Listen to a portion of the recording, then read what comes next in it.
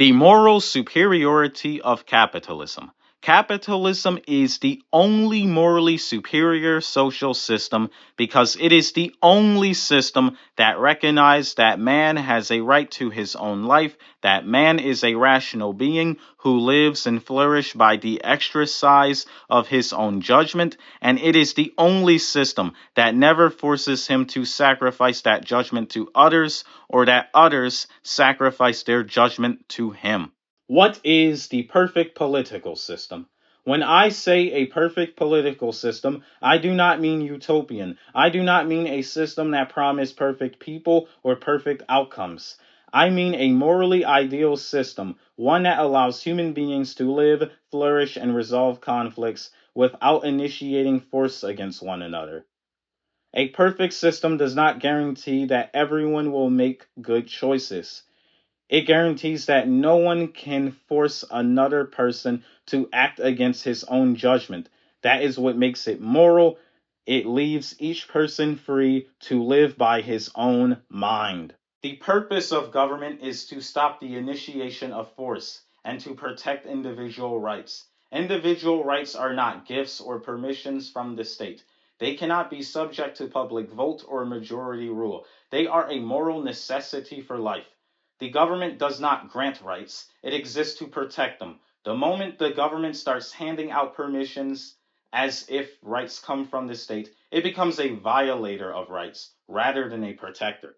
Because individual rights are absolute, a proper government must provide a police system to protect citizens from criminals, a military system to protect them from foreign enemies, and a court system to resolve legal disputes. These are the only proper functions of government.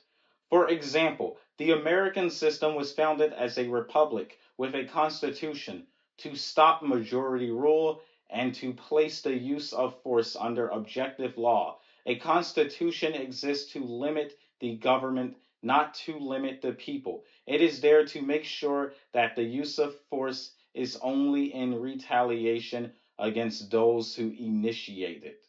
To understand reality. Reality exists independently of human wishes, fears, or consciousness. A thing is what it is. Reality does not bend to a prayer, an opinion, or a vote by majority rule. If man jumps off a building, gravity does not care what he believes.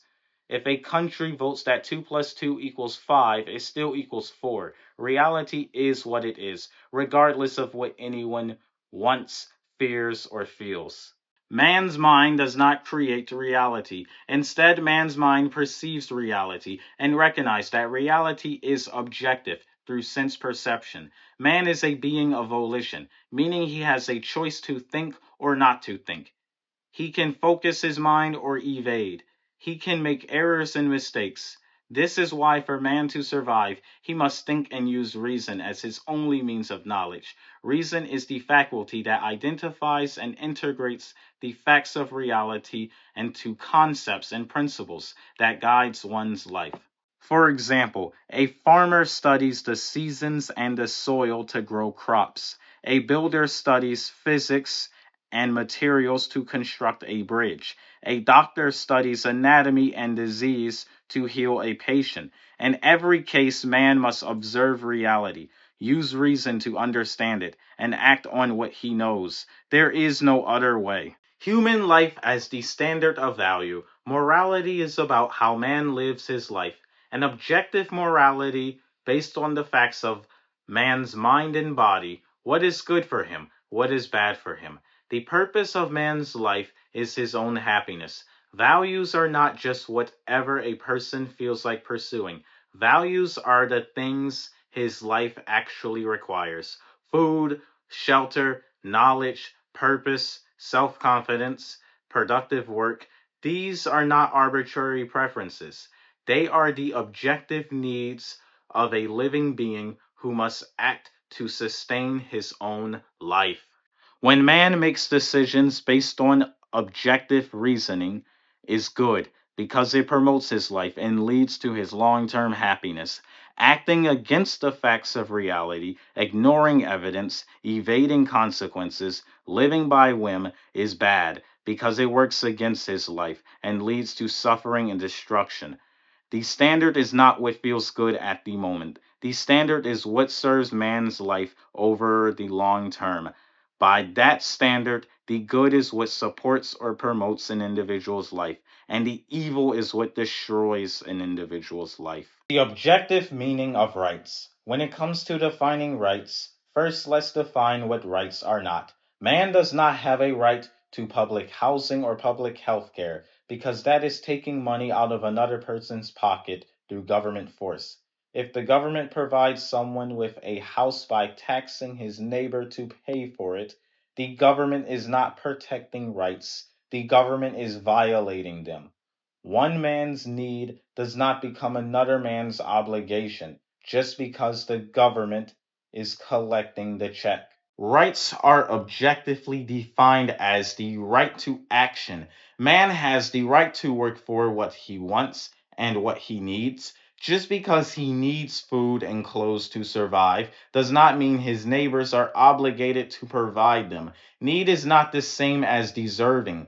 To deserve something is to earn it. A man who needs a job does not have the right to force someone to hire him. A man who needs medicine does not have the right to force someone to pay for it.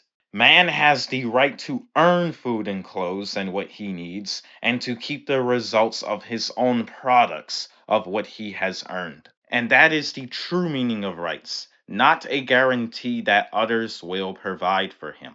Now, the true meaning of capitalism. When it comes to capitalism, it is not just competition. Competition is a part of capitalism, but it is not fundamental.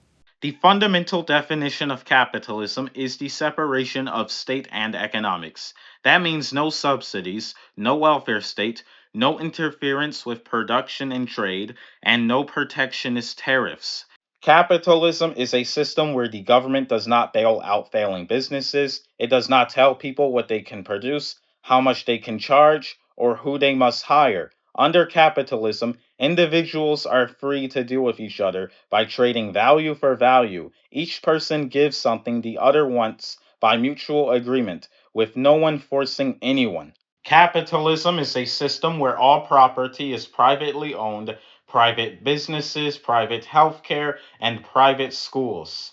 Prices, wages, and production levels are determined by individual choices in a free market without price controls or government mandates through supply and demand. If people want more of something, its prices rise and producers make more of it. If people want less, the prices go down and producers shift to something else. No central planner can know what millions of people want or need. Only a free market can communicate that information through prices. The government still enforces objective laws against force, fraud, theft, and breach of contract. A capitalist society is not lawless. It is a society where the law protects individual rights, where the government stops criminals and settles disputes. Now, the conclusion for why capitalism is the only system built for man's life. Capitalism has created more prosperity than any system in the world.